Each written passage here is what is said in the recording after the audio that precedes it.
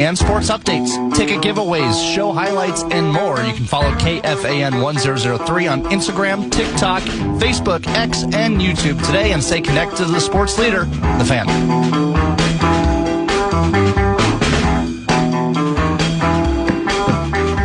That's a lot of ways to follow The Fan. What were those again now? Instagram, Twitter, TikTok, Facebook, YouTube, anywhere. Wow. Why don't we Snapchat? Snapchat account. Are there listeners out there that follow us on all of those, or just need one to follow it? Or do you get different surprises depending upon which social you follow? I probably follow The Fan on all of those. Do you? Yeah. Does the Power Trip Morning Show? That's why I can't get enough of the Power I'm sure Trip. they do a lot of stuff on social. It's so funny. It's kind of wacky. Okay, we're at Hazeltine National Golf Club for Big Brothers Big Sisters, brought to you by Federated. It's the Federated Challenge. Time now for 5-3-4. Time now for 5 questions. Well, actually 3, but 5 sounds like more than 4. Brought to you by Willow River Company. Question number 1. We're gonna win, Twins, we're gonna score. It's now time to delve deep into Twins territory. Crack out a home run, shout a hit, hooray! Cheer for the Minnesota Twins today. Hey, the Twins took 2 of 3 from the A's this weekend, capping it off with an 11-8 win yesterday at Target Field. With 6 games remaining until the August 3rd trade deadline, the Twins are 1 game out of a playoff spot and 3.5 games behind the White Sox in the division. Common 2-part question. What sticks out to you from the series win over the Athletics, and what should the Twins' approach be before next Monday's deadline? We had more. The name escapes me, the kid that came in to pitch, but we had one pitcher before the game started, like an abdominal strain. You're out. They look down the bench and go, Bill, but it wasn't Bill, whatever, you're in. He goes in and does a really nice job. Offensively, they've been a mess the past, 4, 5, 6 games, and finally they scored a bunch of runs. So I guess the stick-to-itiveness, I mean, they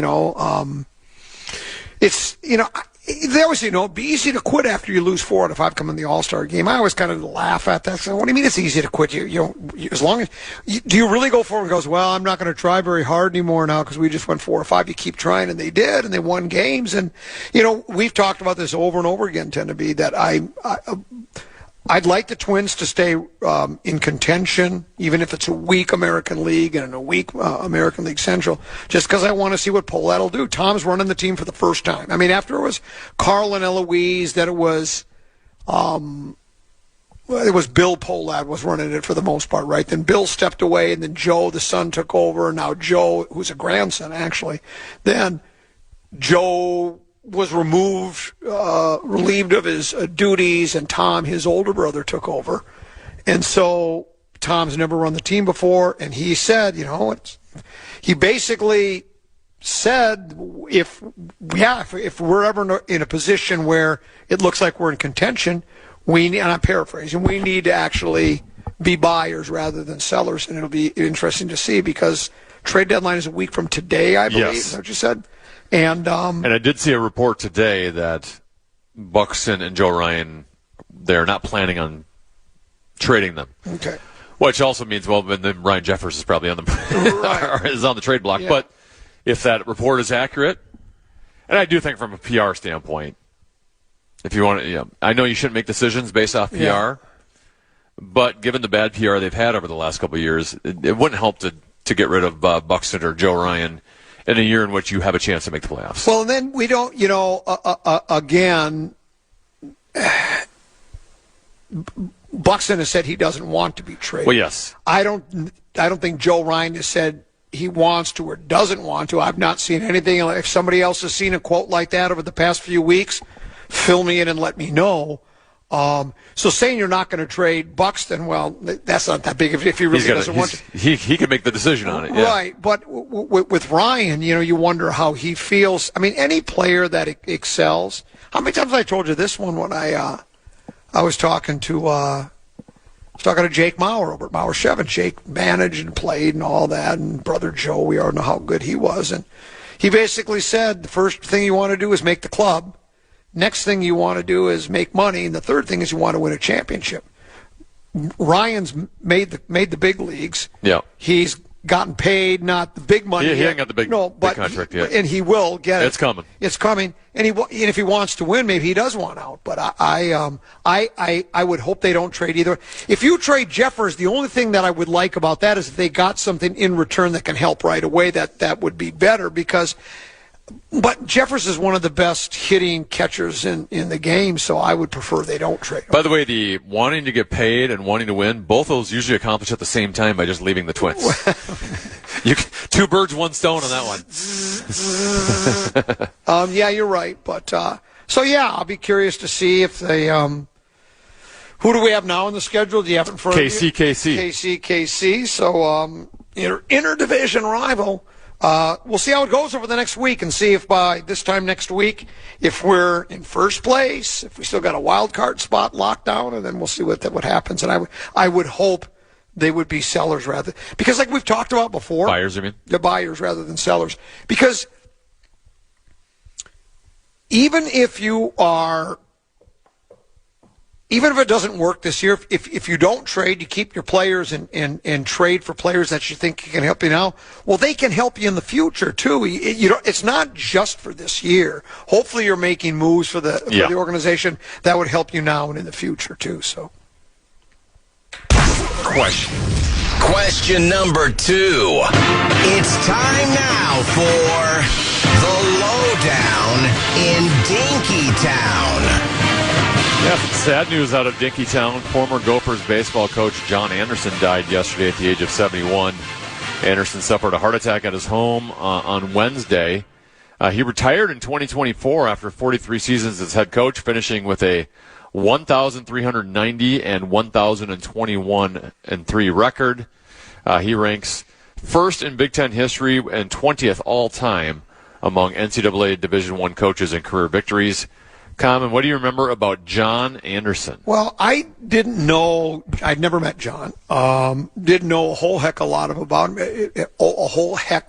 didn't know a whole heck a lot of. I didn't know much about him, other than what you just read there about how long he'd been with the team. Royce, and by the way, Patrick and I text and talk more than most people know. He wrote a real nice piece on John that appeared yesterday, and I texted Pat, and Pat was very complimentary of John Anderson, and why not? And from what I understand, he played for the U, didn't do particularly well, became like student manager or something, and then he took over as coach at a very young age, and he was there for as long as he was.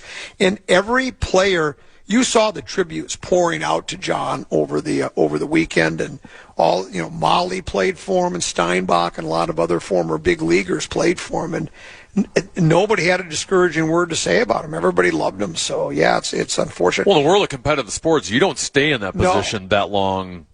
It's not like they were winning national championships year in, year out. No. Part of the reason was he was very good for that spot. And yeah, they liked him a lot. My buddy Pat, the Secretary of Nightlife, played for him back in the day. That's one of my favorite stories, is when Pat and I went to go play, Secretary of Nightlife went to go play golf at Hillcrest. And we go to the driving range, and there's Tom Kelly hitting balls. And Pat says, "Why don't you introduce me to the skipper?" I go, "Okay." And I go, "TK, Common, what's up?" I go, "Why don't you introduce you to a friend of mine, Pat Pohl. He played for the Gophers with Terry Steinbach." And he goes, "You mean Steinbach played with him?" But yeah, Pat was a big fan of him. Anybody who played for him loved him. I guess he was a hell of a guy and a good coach. I would even encourage people, you can do it right now if you want, go back and listen to the Paul Allen podcast today. First hour, he had Ryan Lefebvre on, play-by-play voice for the Kansas City Royals, who obviously the Twins are about to play. But he had lots of great things to say about John Anderson. I'm like you. I've never met John Anderson. Yeah. I don't know John Anderson, don't know what he was like as a person, but to hear Ryan Lefebvre talk to him was pretty cool and pretty interesting. Well, Lefebvre, if you'll remember, we can talk about this after. Let's go 5 through 4. Let's do question number 3 then. Question number 3. Vision division. For the division. The division. All right, we've already done the AFC West and the AFC North. We'll stay in the AFC. The AFC South. First of all, I don't know who's in the AFC South. So you'll have to say historically one of the worst divisions in football. The two South ones, NFC South and AFC South, have not been great. But you've got the Houston Texans, Indianapolis Colts, the Jacksonville Jaguars, and who's escaping me right now? Oh, Tennessee. Yo, what up, Tennessee? South? When does Indianapolis is like, I think all those teams are like Midwest. I think those teams are just afterthoughts. They just jammed them all. These are the last four we have left. Let's just call it the South and throw them together. Well, last year, the Texans were pretty good, weren't they? Their defense, right? Their defense was very legit, and they won a playoff game and had a chance in a second. Yeah. Well, the Colts got off to that great start with Danny Jones, and then he got hurt about halfway through, and they just fell apart like a cheap suit. Okay. But they had like the best record in football halfway through the season last year. Jacksonville, I think Jacksonville might be a little sneaky this year. Yeah. Well, what's his face? And Tennessee is in rebuild mode, but they're in year two of the quarterback Cam Moore. They got number 1 overall last year. Football Fabio is at Jacksonville, right? Yes. Trevor Lawrence, what was he a number 1 pick overall? Number 1 overall. And for where he was selected and for his results, they haven't really matched up to. He's been an okay, competent quarterback. Yeah. They ended up giving him the big deal, probably just because he had been number 1 overall. Right. They've got a little more working around him now, though, I think, from a receiver standpoint. Their offensive philosophy with the new coach last year I thought was better. So I think Jacksonville might be sneaky good this year. And Stroud? Well, if recency bias plays into it all, the last game I saw of him, he looked like J.J. McCarthy. Awful. Yeah, he was awful. Yeah.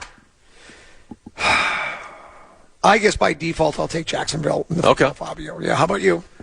I think most people would say Houston just based off their defense and the fact that I don't know if C.J. Stroud can be as bad as he was at that point last year, but I'm still not confident Tennessee should still be one of the worst teams in football. I will go Jacksonville. Very good. I think they're going to surprise. We can make that it. That's it for 5 questions. And that's it for today's edition of 5 Questions. Well, actually 3 questions, but 5 sounds like more than 4. We're out here. Oh, by the way, 534 brought to you by our friends at Willow River Company. They're your outdoor living experts. They've done it all for me. I'm living outdoors because they were working outdoors for me. They did some landscape work for me. They do irrigation. They'll install. They'll get it started up in the spring, shut her down in the fall. They'll do yard care. They'll mow your lawn. They'll do garden beds. They have tree experts, over 10 arborists on staff. And right now they'll give you a free tree assessment. Just ring them up. Either call them or go online and make yourself an appointment. WillowRiverCompany.com. That's WillowRiverCompany.com. Take a short break, back with more. It's the Federated Challenge Golf Tournament. All proceeds go to help Big Brothers, Big Sisters. We're out at Hazeltine National Golf Course, right here on The Fan. The Fan and BigDeck.com want to give you a shot to win bonus bucks with our national cash contest. Just enter the keyword bonus at KFAN.com right now for your chance at winning. That keyword is bonus. Enter it now at KFAN.com. The Common Man. Like I said, you're very good at hitting.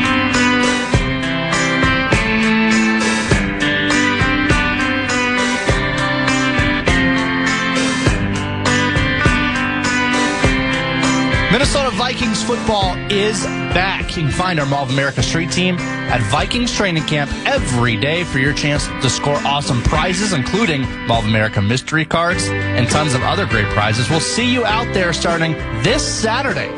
The details now, KFAN.com, keyword calendar.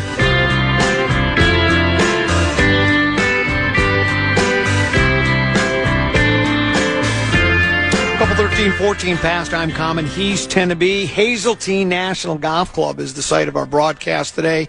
It's the Big Brothers Big Sisters Federated Challenge. All proceeds go to help Big Brothers Big Sisters, not just here in the state of Minnesota, but all across the country. Over the past 22 years, they've raised over $60 million. I think that number was close to $67 million. They had a big gala last night in which they raised a new record of $5,488,000.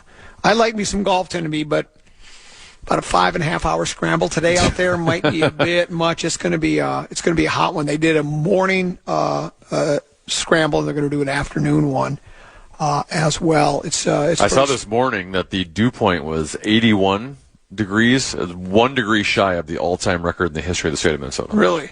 Yeah. It was dewy out there. Well, here's what I'll tell you. This is my kind of weather, but only to a point. Not the dew point, but just seems like it's been about 4 or 5 weeks of this. This is a bit much for me. I don't mind it. I told you before, when you think about the middle of November to the middle of May, and it's like it's always cold, always cold. It's never nice, very rarely. That I don't mind a little steamy, hot, Africa-like hot, but right now, man, this has been like, we're going about 4 or 5 weeks of this, I think. So I would prefer a little break in the weather, and I don't know when we're going to get it again. It looks like it's coming up. It looks like we have some. If you look at the extended 10-day forecast, it's hot for the rest of this week, but you're getting into highs in the 70s starting next week. So that's my kind of weather. Roger Bailey, won't you come home, Roger Bailey? Won't you come home? Hey, good to see you, me boy. How you doing? Doing great. How are you? Good to see you. Roger Great is the president of the Federated Foundation, vice president of corporate relations. Thanks for having us again. We appreciate that. I always love having you out here. Yeah. One of our first calls we make when we schedule the date. Yeah. Make sure you're available. And then one of the first calls I make when I get here is to engineering to get the it's been a while. I was a little rusty on getting up at Tennessee. Came to the rescue. Jared talked him through it, almost like I was telling Nick Lauer, who is the one of the Federated Challenge co-chairs, he and his wife, chairman, president, and CEO of Federated Insurance.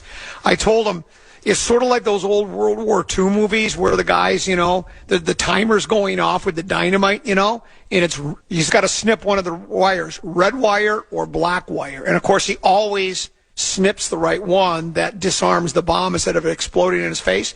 That's what Tennessee was doing over today. It was red wire, black wire for Tennessee. He snipped the right one, and we're on the air here. Again, thanks for having us. We talked earlier when we talked with Nick and Jessica. The Federated this is the 22nd annual tournament, started back in 2005. Who came up with the idea? How did it all come together? Do you remember? Yeah, so we actually started as the Arby's Charity Tour in 2002. And then our then chairman, Al Annexon, and his wife, Kathy, said, let's start our own deal. Okay. And Al was very passionate about youth mentoring. And so we started the very first ever Fed Challenge in 2005. Back at Interlaken was the gala when it was 230 people. And golf was at Minneapolis Golf Club. And I think we have 330 golfers today. Wow. I think maybe we had 95 or 100 golfers, year one. So it's amazing to see the growth. But yeah, it's 2005. Started a lot smaller. 131 sponsors, which is a record. And 31 new sponsors just this year, and that's also a record. And that year one, 2005, we had 30 total sponsors. We had 230 people at the gala, and so to go from 30 total sponsors, now 31 new to get us to 131, 230 people to 800 people for the gala, 95 golfers up to 330. What a blessing. It's been just an incredible ride. I'm sure it's a fairly large team that's responsible for finding these sponsorships, but who's kind of at the heart of this, of finding all these sponsors? Because that's got to be quite. Speaking of Federated Challenge, it has to be a challenge to find those sponsors. Yeah, Federated, like Nick said, we've been in business since 1904. You don't stay in business for 122 years unless you're all about relationships. our sponsors, are just a lot of the relationships we've developed over the years. So we have a whole team that calls on folks. But Mike Keller, our Chief Financial Officer, we always say Mike is the absolute heart of our sponsors. So I'm going to give Mike a lot of credit for that because it's well deserved. He's been doing it for all 22 years, so just incredible. Like any organization, especially when it comes to fundraising and putting on events such as this, you have a lot of volunteers, right? We have every year over 100 Federated employees volunteer. So I operate as the president of our foundation. We have exactly 0 employees. So this is completely volunteer-led effort. Every one of our employees has a day job on top of what they do for the Federated Challenge. So it is. We didn't have 100 in 2005. We had about 25, and so this has become such a massive event. And I get to do this with all my coworkers, which is really, really incredible. Chris Carter was the former Viking, was the keynote speaker last night, and from what I've heard, he was really good last night. I mean, anybody that has followed Chris's career know he had a lot of highs, but he also had a lot of lows. A lot of lows, and he talked about his childhood, and I think he grew up without a father for a part of that, and his mom was just a rock star. But he talked about all the people that breathed into him and just helped him along the way. Gave a lot of credit to Wheelock Whitney, and he talked specifically about how when he came here, he was not top of the list. He was not an all-star. He was not Hall of Famer. He was picked up on like waivers for $100. $100, yeah. And so just amazing when you have someone that believes in you, someone that's willing to coach you, someone that's willing to be in your corner to guide you what can happen. And man, Chris was absolutely fantastic last night. Yeah. We also talked earlier, and we're going to talk a little bit later with Michelle, Jackie, and Pat. That'll be next hour. They are the executive directors of Big Brothers Big Sisters in the Southern Central and Twin Cities regions specifically. But boy, the amount of bigs, brothers and sisters, has just continuously grown and grown and grown. And finding those people is almost like finding volunteers because they're volunteering their time. They're volunteering their time. I think there's 230 different agencies in the Big Brothers Big Sisters family, and we have 3 of the very best in Minnesota. And then we give a large percentage of our funds to Big Brothers Big Sisters of America to get our coverage and our effort really benefiting the entire United States. So super proud to do that. Just under $6 million raised this year. That's a record. $5,488,000. And I think, did Nick say did I get that? Was it $67 million or somewhere, but some over $60 million? I know for a fact. Almost $67.5 million over 22 years. And again, Nick said it. I'll say it again. 100% goes to Big Brothers Big Sisters. Federated has always chosen to pay 100% of the expenses, and just incredible that impact and what that means. 22 years later, we'll see what happens. 22 years from now, what that impact's going to do. And Big Brothers Big Sisters is a national organization, and my guess is the other branches, and that not in Minnesota, across the country, they're pretty excited about the Federated Challenge because they also share in the proceeds. Correct? Absolutely, yeah. Big Brothers Big Sisters supports all of America, supports all of those agencies, so it's a win-win for everybody. So when we do well, everyone else does well, and it's really, really fun to be a part of. So after today, and the dust settles, the golfers go home, and everybody's happy. You start planning, probably for the next one, looking for more sponsors, more volunteers, trying to raise more money, try to get to that next record-breaking level. Exactly, yeah. So the planning actually started a couple of months ago for 2027. Okay. So the bigger the event is, the quicker ahead or the farther ahead you have to work. And so, we've been already working on 2027. Obviously, with 26 in the present mirror, but soon to be rearview mirror, we really shift all of our attention to 2027 and how we make it bigger, better, more impactful, and just a bigger wow than it is this year. Well, we appreciate you using the fan, specifically in iHeart in general, to spread the good word about Federated Challenge and about Big Brothers and Big Sisters. We appreciate you having us here, and congratulations again on another a job not just well done, but above and beyond the call of duty. Just worked so well. So again, congratulations on another successful year, and we'll see you again next year. Our sincere thanks to you as well, Common. Thanks so much. That's Roger Bailey, president of the Federated Foundation, vice president of corporate relations. We're out here at Hazeltine National Golf Course for the Federated Challenge, benefiting Big Brothers Big Sisters. Back with more more after this year on The Fan. The Common Man. You already listen. Oh, now you can watch The Fan. You can check out the KFAN YouTube channel for exclusive videos, in-depth takes, initials and password games, behind-the-scenes content, and more. Search KFAN on YouTube and hit subscribe today. Just thinking about the initials game makes me chuckle. Initials. And then you think about the Power Trips content they have on the YouTube channel. I just, probably X-rated, at least R for sure. They're so wacky, yoga pants, breasts. We're out at Hazeltine National for the Federated Challenge, benefiting Big Brothers and Big Sisters. I'm Common. He's Tennessee. The unofficial Big Ten preseason poll was released today, because it's media days are coming up in Chicago for the Big Ten. Cleveland.com is tasked with putting together the preseason poll. Didn't Indiana just win the national championship, or did I miss that? They did, yeah. They're not ranked number one in the preseason Big Ten poll. They're not even ranked second in the Big Ten. Well, their quarterback was drafted number one overall. I know, but still, you would think you would at least go, you know what, let's give them some props. And until, I've always been Tennessee, you are the champ until someone dethrones you. But the Ohio State, as probably most people expect, I guess, is number one. They received 15 first-place votes.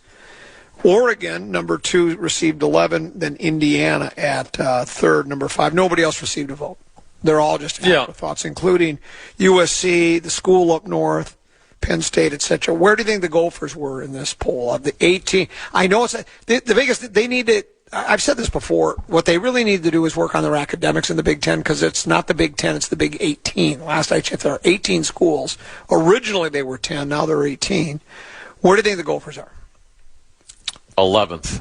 Close, they're 10th. You didn't give enough credit to them. You're doubting them. Well, we lost Coy Parrish to Oregon. And, again, we've talked about this so often that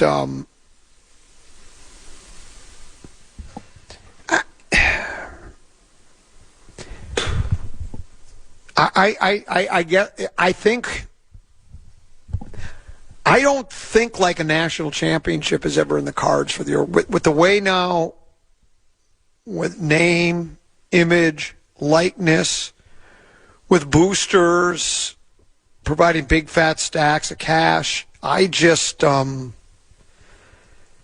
a cute little club, but I know that they've expanded the postseason play, so they're, we've seen it. Someone pointed out last week. I said expanding to 12 teams really was almost unnecessary, because the best 4 teams almost always advance. It happened in World Cup soccer. But I do think last year someone pointed out, wasn't there a Florida team that advanced into the Final Four that wasn't supposed to be there? I think there was a surprise entry into it. And I guess that's what, if you are a fan of Golden Gopher football, that's kind of what you hope for, is that eventually, I don't even know if I'd say the program's made strides under Fleck or not. I mean, they had the one really good season that was 6-7 years ago, 5 years ago, whatever it was, when they went 10-2. They won a bowl game. They were at the end of the final power rankings. They were ranked 10th in the nation, right? 10th best team in college football. They've not sniffed that since then, and I told you I pay more attention to college football the past few years, just because Deuce went to Nebraska, so it's fun when your kid's going somewhere. Now, he's not playing there, but he goes there, so he's going to all the games. He's gotten into the college spirit, so I'm watching the Nebraska games, so we have something to text back and forth about while he's watching the game in Lincoln and I'm back at home. Same with baby brother Peter with Ohio State, right? But prior to that, paying attention to college football has never meant that much to me, because we've never had a team where you go, hey, we might be in the mix here. Like with the Wild and the Wolves going into the season, everybody expected both those teams to be contenders, and they were. They were legitimate contenders. And when the local teams are, my attention span for those leagues are better. I I know, Gophers had allegedly another great recruiting year. I don't know where they rank in the Big Ten and nationally, but better. But I just don't see any results changing much. I don't. I mean, we've seen the same film here for my entire childhood. Yeah. My entire lifespan, I should say. There hasn't been a whole lot of difference between a lot of these Golden Gopher football teams. Now, during PJ's run, I feel like they haven't bottomed out. Right? Correct. I feel like they've always been competent under PJ. But you never really get the vibe that you're going to be able to, on any given year, play with the big boys until it happens. Yeah, and I mean, their biggest games of the season last year against the best teams in the conference, if I remember correctly, they were all blowouts. I mean, they weren't even really very competitive, and I don't think it's going to change. I don't think in most of that has to do with nil, right? Name, image, license, the amount of money it's like when you think of the amount of money that they pour into Indiana, money that they pour into Oregon. Indiana got is it Cuban? Yeah. So he's putting boatloads of money in, and if you've got the booster, if you got the people with the money, then you can afford the better players. Otherwise, you're just doomed. I still don't understand how we don't have the money. Right, like the market we're in. When they switched to nil money, I thought this would actually be an advantage for the University of Minnesota because we are in a big metropolitan area that should have Fortune 500 companies, and we should have some. In the Twin Cities, there should be a booster somewhere that's got some deep pockets compared to some of these smaller, these schools that are in just small towns in the middle of nowhere. I thought this was actually going to be a benefit to us, and it really has not transpired that way. Do you think it's more a Fortune 500 company that's an alumni? One of the guy that really controls the purse strings, right? He is an alumni. Now, I would hope that here in Minnesota with some of these bigger companies, there's some U of M alumni, but I think that might be it more than any. If you're from a university and, you went to school there, Sky UMA, the whole thing, then you're more apt to open up your purse strings. But if you're running a Fortune 500 company here and you're from New York or Chicago or anywhere else, it's like maybe you think it's not that big of a deal. I don't know, but yeah, it's hard to even get excited about it. I just and you know what? Watching Nebraska, particularly the Ohio State, they're basically the Dodgers of college football, right? One of the Dodgers. I mean, they're just so good, anyways. So watching them play and following along with Pete was okay, but it was like Ohio State wins 42-7. Didn't they have a stretch last year where nobody scored on them in 5 games? I think. I mean, they were pitching consecutive shutouts. Nebraska was fun because they were competitive, but every game was hanging in the balance. It was never, rarely did they get blown out. Rarely did they blow teams out. They were always close down to the wire. The only problem was they almost ended up, they were very Detroit Lions-like, and they lost most of those games. But at least it was fun to have something to watch with texting back and forth with baby brother or with Deuce. And now with the Gophers, it's just like there's just not that there. I don't find it. You're forgetting though that we won the Cactus Bowl last year, and when you have those bowl games, you get those couple extra weeks practice. It really helps the program a lot. Yeah, bowl games. Yeah, well, I think we both carries momentum into the following year. Yeah, I think both you and I kind of don't put a lot of stock into that, but the head coach does. I mean, they have their postseason record in bowls is they're on a run. I think they've won have they won 6 or 7 consecutive bowls? Seems like it. So, and that's all good, but it doesn't do a lot for me. You sent me another. This was Alec Lewis. He writes for The Athletic. The what? The Athletic, and he wrote a piece today. I don't know how he does it. This was his assignment. Let me find it here. Here's your. Here we go. Alec Lewis writes, Happy training camp week to all who celebrate. As a gift, here are 46 thoughts on the 46 Vikings defenders special teams. 46 thoughts on these players. That's a lot of thoughts. Yeah.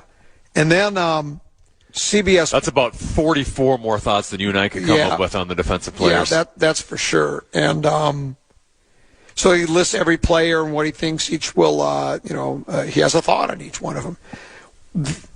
The Dallas Turner one is interesting. The Vikings desperately need him to build off his progression in 2025, especially after losing Jonathan Gennard. The pass rushing onus now falls on Turner. And it's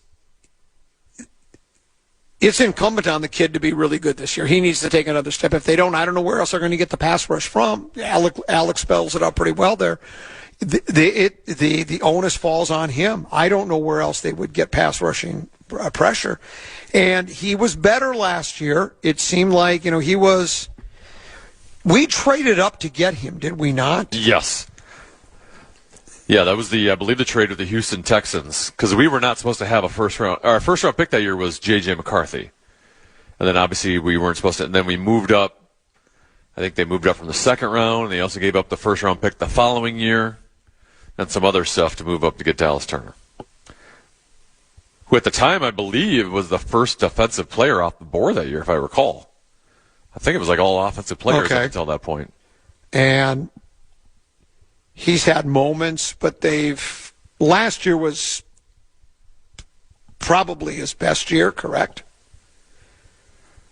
Well, he's only been in the league for 2 years. Was it only 2 years? I thought he was. He's the same as J.J. McCarthy. This is year 3 so it's only he barely played year 1. Okay. And then last year, obviously, he was behind Grenard and did Grenard get hurt for a chunk of last year, or did Van Ginkel maybe?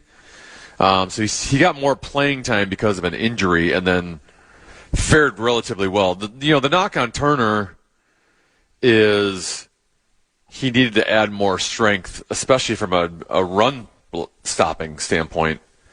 And when he came out in that draft, he was known as a twitchy player who had a lot of athleticism, but that he needed to add some lbs. He needed to add some pounds. So if you're looking at, I don't think there's going to be much of a drop-off from a pass rushing standpoint from Grenard to Dallas Turner. I think Dallas Turner can rush the passer as effectively as Grenard, and maybe even more so. But where Grenard was better was stopping the run. So we'll see what kind of shape Dallas Turner is this training camp coming up here, and see if he put on any more pounds of muscle. There was another one of those lazy radio list stories where basically biggest talker, the biggest talker subject for each National Football League team. And, of course, with the Vikings, it's like a broken record. Well, it's going to be the quarterback position. It's going to be who's going to be the starting quarterback. And we know the story between the two. I was talking to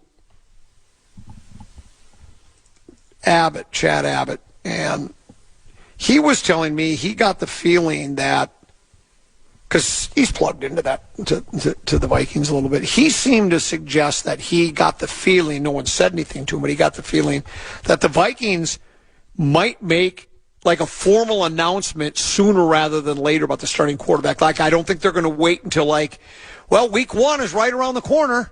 Here we are, week 1 is happening. We haven't decided yet, like Wednesday of week 1, that they might actually announce somebody sooner rather than later. Well, they should. Which they should, right? The whole thing with Kyler Murray is he's got to learn our system. Well, if he's out there splitting the reps half the time, how much is he going to be able to learn in a set amount of time? So if that's the route you're going, it doesn't make any sense to be holding this off until the 3rd, 4th week of August. Then I saw, and this story didn't break until I think I saw it yesterday, the Shanahan story about being in a car accident. Did you read that story? I saw the headline of it and some of the tweets on it, but did not necessarily read the story. Yeah, it's like, it says, the team announced in a statement Saturday that Kyle Shanahan was involved in a car accident last week and suffered non-life-threatening injuries. But it said he had, it says the accident occurred July 14th. So, I'm not saying they should call a news conference to say that he was involved in a fairly serious accident, sounds like to me. He had his nose broke. Ouch. 3 ribs and his hand broke. Suffered a severe concussion and needed more than 40 stitches to his face. Wow. I mean, that's not a minor fender bender crash. Shannon was taken by paramedics to a local hospital, released later that day. He's a football guy. He's a tough guy. Stitch him up, get me out, set the bones in a cast, and we'll move on with our lives. The other driver was not injured.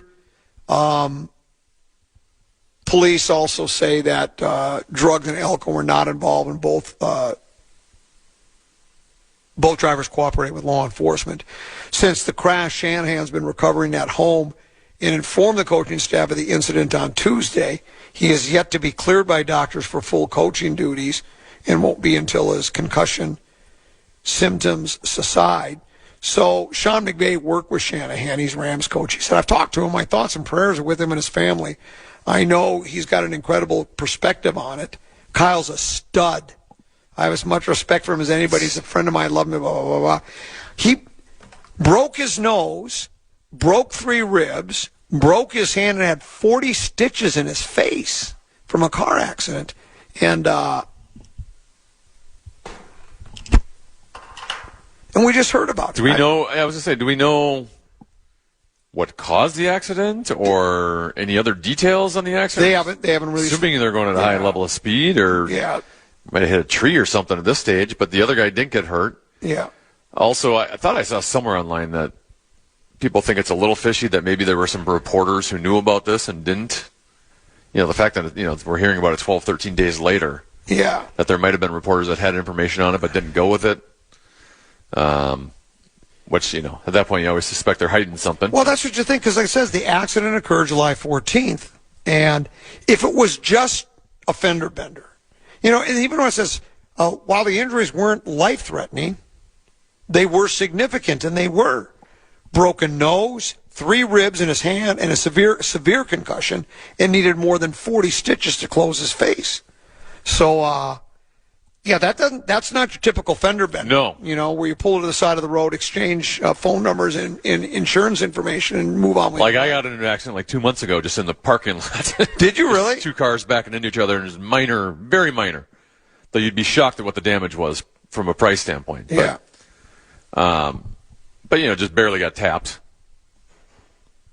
You ever been in a bad accident?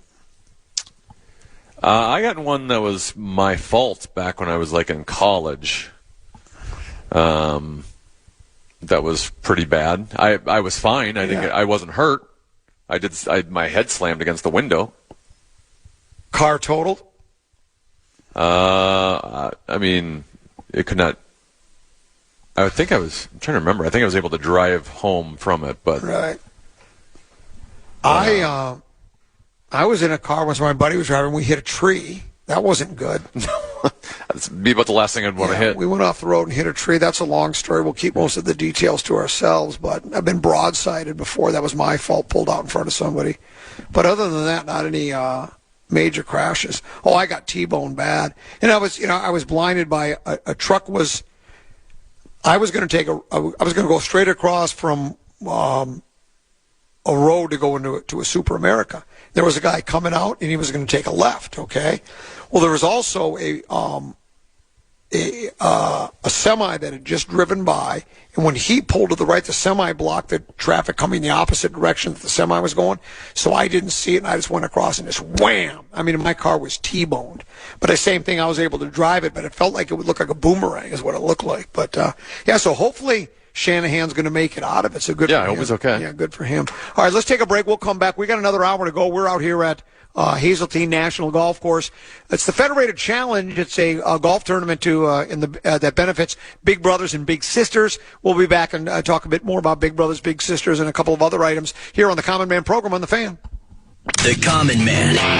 That show is so creative and so funny. I've never